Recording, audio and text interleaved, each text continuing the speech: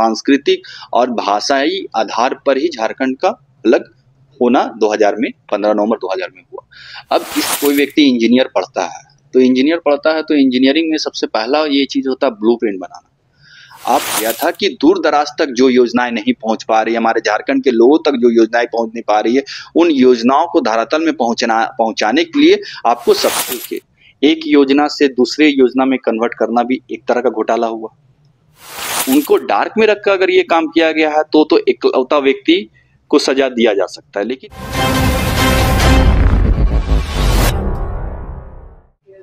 नमस्कार, मैं वंदना और आप देख रहे हैं न्यूज रांची में। इस वक्त हमारे साथ खास बातचीत के लिए मौजूद है कांके विधानसभा के पूर्व प्रत्याशी संतोष जी। सीधा उनसे हम जुड़ेंगे, तमाम मुद्दे पे बात करेंगे कि उनका क्या कहना है। सबसे पहले आपका हमारे चैनल में स्वागत है। थैंक यू जी। जिस प्रकार से अभी तमाम मुद्दे चल रहे हैं, जैसे कि पहले तो आपसे मेरा ये पहला सवाल रहेगा, डीएमएफटी पे आप क्या कहना चाहेंगे? देखिए, डीएमएफटी के बारे में बहुत चर्चा आप लोग एक महीना से सुन रहे होंगे, पक्ष विपक्ष के बारे में। पहले ये होता क्या है, पहले इस चीज़ को समझिए। डिस्ट्रिक्ट मिनरल्स फाउंडेशन ट्रस्ट, ये सेंट्रल गवर्नमेंट के द्वारा जो बनाया गया ट्रस्ट होता है। इसके अंतर्गत वैसी जगह जहाँ कोयला खदानें या किसी प्रकार के खान खदानें होते हैं, वहाँ के लोगों को जो विस्थापित किया जाता है, विस्थापन के बाद जो स्थिति वहाँ पर ठीक करने के लिए सरकार के द्वारा जो फंडिंग किया जाता है, वहाँ के लोगों के रख रखाव या वहाँ के लोगों की आर्थिक स्थिति, सांस्कृतिक स्थिति, शैक्षणिक स्थिति को सुधारने के लिए ये फंड को किया जाता है। अब देखा जाए कि यहाँ बहुत सारे लोग बोल रहे हैं कि इसमें हजारों करोड़ का घोटाला हुआ है। जैसे अभी हाल फिलहाल में हम लोगों ने पेपर में देखा था बोकारो के बारे में, धनबाद के बारे में। तो मैं इसमें दो चीज़ों को मैं बताना चाहूँगा कि होता क्या है इसमें। जैसे मान लीजिए वो फंड जो आया था, वो कोई ऐसा फंड जो स्कूल बनाने के लिए आया, अब वो स्कूल ना बन के वो कॉलेज बन जाता है, या स्कूल ना बन के वो एक नर्सरी स्कूल बन जाता है, हाई स्कूल ना बन के नर्सरी स्कूल बन जाता है, तो उसका नेचर चेंज हो गया। या चेक डैम बनाने के लिए कोई पैसा आता है, वो पैसा चेक डैम ना बन के 10 तालाब बन जाते हैं। तो पैसा पास करने की प्रक्रिया क्या है, फंड पास करने की प्रक्रिया क्या है? पहले तो विभागीय तरीके पे बजट के प्रावधान के थ्रू ये पैसा विभाग को जाता है। विभाग को जाने के बाद वो फाइल के माध्यम से, कैबिनेट के माध्यम से पैसा उसी योजना के लिए लाया जाता है। अब इसको समझिए कि योजना को बदल के एक योजना से दूसरे योजना में कन्वर्ट करना भी एक तरह का घोटाला हुआ। उसके अलावा एक घोटाला ऐसा होता है कि वो पेपर में योजनाएं दिखती है, पेपर में वो काम दिखता है, लेकिन वो धरातल पर नहीं होता है। लेकिन यहाँ दो चीजें हैं। यहाँ चीजें ऐसे हैं कि जैसे जिलाधिकारी या डिस्ट्रिक्ट कमिश्नर जो होते हैं, उनको ही केवल कहा जा रहा है कि उनके द्वारा ये घोटाला किया गया। मैं उसको ये समझाना चाहूंगा कि होता क्या है कि अकेला डिस्ट्रिक्ट कमिश्नर ये निर्णय नहीं ले सकते हैं कि डीएमएफटी के फंड को कैसे कहाँ पर लगाया जाए। कम से कम उसमें जीबी और जीसी के द्वारा अनुमति के बाद, या 2/3 बहुमत के द्वारा, या 50% लोग भी उसमें अनुमति देते हैं, उसकी बैठक होती है, उसके बाद उस फंड का यूज किया जाता है। अब लोग कह रहे हैं कि डीसी के द्वारा ये फंड का मिसयूज किया गया या घोटाला किया गया। तो मेरा ये कहना है कि यदि मान लेते हैं कि वो घोटाला हुआ, लेकिन घोटाला हुआ तो उस घोटाला के साथ अकेले खुद डिस्ट्रिक्ट कमिश्नर कर रहे हैं कि उनके साथ जो उस कमेटी में एज अ मेंबर जितने भी जनप्रतिनिधि हों, उनका भी उसमें सहमति था। इसके बारे में कोई चर्चा नहीं किया, क्योंकि उसमें जो जीबी और जीसी, गवर्निंग बॉडी या गवर्निंग काउंसिल जो कमेटी होती है, उस गवर्निंग बॉडी या गवर्निंग काउंसिल कमेटी में आपके हमारे जितने भी जनप्रतिनिधि होते हैं, चाहे वो लोकसभा के हो, चाहे वो विधानसभा के हो, चाहे वो ब्लॉक स्तर के हो, चाहे वो जिला परिषद के हो, चाहे वो यहाँ तक प्रखंड स्तर में आपके वार्ड गांव में ही मुखिया हो, तो उसमें हर एक व्यक्ति का उसमें प्रतिनिधित्व होता है जिस एरिया में वो फंड का यूज करना हो। लेकिन उनको डार्क में रखकर अगर ये काम किया गया है तो एकलौता व्यक्ति को सजा दिया जा सकता है। लेकिन अगर उन सबकी उसमें सहमति है और सच में घोटाला हुआ है, तो इसमें जनप्रतिनिधि भी उतने ही दोषी हैं जितना डिस्ट्रिक्ट कमिश्नर दोषी है। तो इससे तो पूरी तरह से गहन जांच होनी चाहिए कि एक सबसे बड़ा हाथ किसका लगता है। यहाँ हाथ की बात नहीं है, यहाँ बात है जांच का विषय है। जांच का विषय ये है कि आप डीएमएफटी की जब बात करती हैं तो इसमें केवल डिस्ट्रिक्ट कमिश्नर व्यक्तिगत रूप से दोषी नहीं हो सकता, क्योंकि कोई भी पैसा बिना जीबी या बिना जीसी से निकाला नहीं जा सकता, बिना गवर्निंग बॉडी या गवर्निंग काउंसिल की अनुमति से नहीं निकाला जा सकता। उसमें मान लीजिए 50 लोग हैं उस मेंबर में, पूरे ये में कम से कम 10 लोगों का तो उसमें साइन होगा, 10 लोगों की सहमति होगी, 20 लोगों की सहमति होगी, तो उनमें और कौन कौन लोग हैं उसे भी निकाला जाए, उसे भी बाहर किया जाए। क्योंकि वो फंड का या नेचर चेंज करके उसे घोटाला का रूप दिया गया है, या पूरी तरह से धरातल पे वो योजना आई नहीं और पेपर वर्क में होके उसका पैसा निकल गया। आखिर किस तरह का घोटाला हुआ है। घोटाला को उजागर करने के लिए कम से कम एक कमेटी बननी चाहिए। कमेटी बनने के उपरांत उसको डिसीजन लेना चाहिए कि एक्चुअल में दोषी एक ब्यूरोक्रेट्स है कि जनप्रतिनिधि है या संपूर्ण सभी का मिलीभगत है। जी, तो क्या लगता है ये सब जब इस प्रकार की चीजें होती है तो क्या इसमें सरकार इसमें ध्यान देती है या नहीं देती है? देखिए, सरकार होती क्या है, पहले इस चीज को समझिए। बहुत सारे लोग ये समझ नहीं पाते कि सरकार होती क्या है। सरकार जनता के कस्टोडियन होती है। और कस्टोडियन अकेला व्यक्ति, अकेला जो 10 या 12 लोग का कैबिनेट जो मंत्री होते हैं, कैबिनेट जो होता है, वो पूरे के पूरे स्टेट को नहीं चला सकते हैं। तो वो अपने सबोर्डिनेट के लिए अपने हाथ के रूप में, प्रशासकीय रूप में जो हमारे प्रशासक होते हैं उनसे मदद लेके वो सरकार के बिहाफ में, कस्टोडियन के बिहाफ में, कस्टोडियन वो जिला स्तर पे, ब्लॉक स्तर पे बनते हैं। तो आप इस चीज को समझिए कि सरकार के 10 हाथ और 10 पैर या 10 आंख नहीं होते हैं, वो इनके माध्यम से काम करवाते हैं।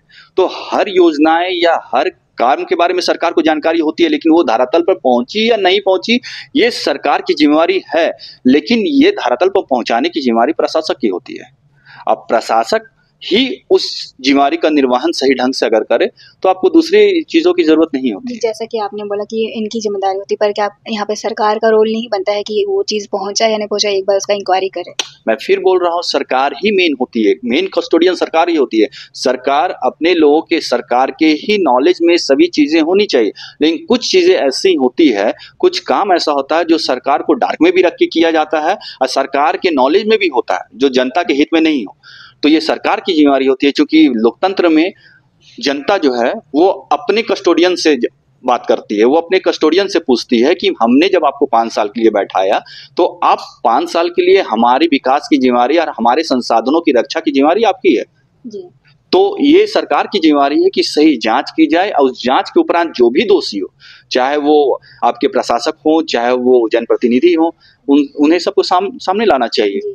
अनुसूचित जाति को लेकर मंत्री जी का भी हाल ही फिलहाल कुछ बयान आया, उस पर आपका क्या राय है, आपकी क्या प्रतिक्रिया? देखिए, आप शायद बात कर रहे हैं अनुसूचित जाति परामर्शदात्री परिषद के लिए जो मंत्री जी का बयान है। ये मंत्री जी 8 महीना 10 महीना पहले भी इसके लिए मुख्यमंत्री जी को आवेदन दिए थे। उसके उपरांत हम लोगों ने कई आंदोलन भी किए। उसके बावजूद अभी 3-4 दिन पहले उनका एक बयान फिर से आया कि माननीय मुख्यमंत्री जी को इस संदर्भ में आपको नॉलेज में देने के लिए उन्होंने एक बयान दिया, शायद उन्होंने लेटर भी लिखा। मेरा ये कहना है, स्पष्ट है, 2024 के बजट सत्र के दौरान पहले ये समझिए कि बजट होता क्या है।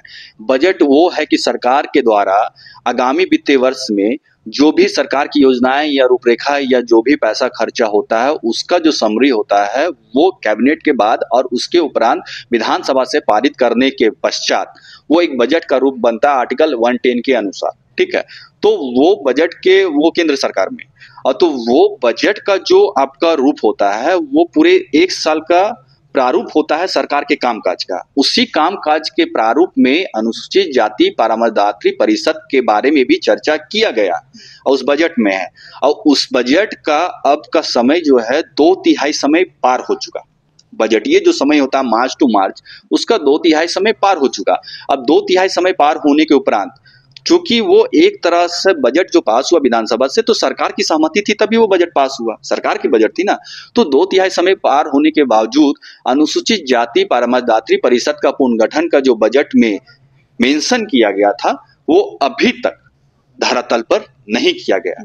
जो माननीय वित्त मंत्री के द्वारा बजट को अभी तक धरातल पर नहीं किया गया, जो माननीय वित्त मंत्री के द्वारा बजट सत्र में बजट के दौरान लाया गया था। तो उन्होंने जो आग्रह किया है वो सही मायने में धरातल की पृष्ठभूमि में धरातल के लिए वो बहुत ही जरूरी है और वो होनी चाहिए। जी, आपसे आखिरी सवाल रहेगी कि झारखंड को 25 साल होने वाला है, ऐसे में क्या लगता है कि झारखंड में कितना विकास हुआ है और कितना रह गया, इस पर आपका क्या प्रतिक्रिया होगी? झारखंड जो अलग होना और झारखंड का जन्म होना, उनके साथ और 2 स्टेट का जन्म होना, ये किस कारण से पहले झारखंड आए? झारखंड जल, जंगल और जमीन के लिए ही और सांस्कृतिक और भाषाई आधार पर ही झारखंड का अलग होना 2000 में 15 नवंबर 2000 में हुआ। अब इसमें ये देखना चाहिए कि अभी भी अब कई आंदोलन ऐसी हो रही है जिसमें जंगल और जमीन की लड़ाई चल रही है। तो जब 25 साल के उपरांत भी अभी भी झारखंड वासी जंगल और जमीन की लड़ाई लड़ रहे हैं, तो इससे आप समझ सकते हैं कि बेसिक रूप में जिसके लिए झारखंड अलग हुआ था वो अभी पूरी तरह से ठीक नहीं हुआ है।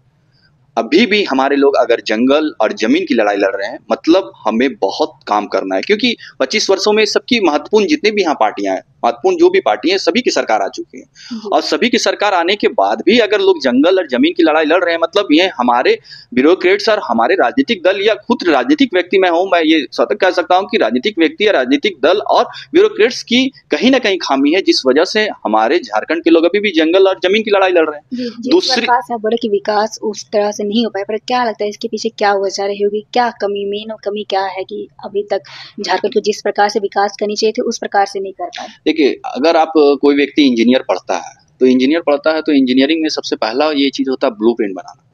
आप विकास योजनाओं के साथ ब्लूप्रिंट अगर आप नहीं किए हैं, आप ब्लूप्रिंट अगर किए हैं विकास की हर एक वो मुद्दे पे, हर एक वर्ग में, चाहे वो एसटी वर्ग हो, एससी वर्ग हो, बीसी वर्ग हो, या जनरल वर्ग हो, या माइनॉरिटी वर्ग हो, ये सभी आपके झारखंड के मतदाता हैं, झारखंड वासी हैं। चाहे वो मूल निवासी हो, चाहे वो आदिवासी हो, सारे लोग आपके झारखंड के ही लोग हैं। आप इनके लिए किसी प्रकार का कोई ब्लूप्रिंट अभी तक किसी ने तैयार नहीं किया कि इनका विकास और इनकी आर्थिक, सामाजिक, राजनीतिक और शैक्षणिक रूप से इनका विकास कैसे किया जाए। दूसरा चीज कि झारखंड में जितने भी योजनाएं, ऐसी योजनाएं जो धरातल पर उतरनी चाहिए, जैसे पुल, पुलिया, सड़क, नाली, पानी, शिक्षा, ये अभी भी देखिएगा कि इसके अभाव में अभी भी हमारे दूर दराज के लोग वंचित हैं। तो झारखंड इसी के लिए अलग किया गया था कि दूर दराज तक जो योजनाएं नहीं पहुंच पा रही, हमारे झारखंड के लोगों तक जो योजनाएं पहुंच नहीं पा रही है, उन योजनाओं को धरातल में पहुंचाने के लिए आपको सबसे पहले स्वशासन लाना होगा। स्वशासन कैसे आएगा? आपको ग्राम पंचायत को स्ट्रांग करना पड़ेगा, लेकिन आज भी ग्राम पंचायत को स्ट्रांग करने के लिए, उसे मजबूत करने के लिए कई लड़ाइयां लड़ी जा रही है। अनुसूची, 5वीं अनुसूची को लेकर कई लड़ाइयां लड़ी जा रही है, आर्टिकल 243 को लेकर कई लड़ाइयां लड़ी जा रही है, लेकिन अभी भी वो धरातल पर नहीं आ पा रही है। और हमें ऐसा लगता है कि झारखंड जो 25 वर्षों पूर्व या वर्तमान में, झारखंड संघर्षशील स्टेट है और आज भी संघर्ष कर रहा है, और आगे भी झारखंड के विकास के लिए झारखंड के लोग, झारखंड के वो सभी जागरूक लोग आगे भी संघर्ष करेंगे और झारखंड को आगे बढ़ाने में सभी का योगदान होगा। जी, बहुत बहुत धन्यवाद आपका। ये थे हमारे साथ संतोष जी, जिनकी प्रतिक्रिया थी तमाम मुद्दे पे। फिलहाल के लिए इतना ही। ऐसे अपडेट के लिए बने रहे न्यूज़ रांची मेल के साथ। धन्यवाद।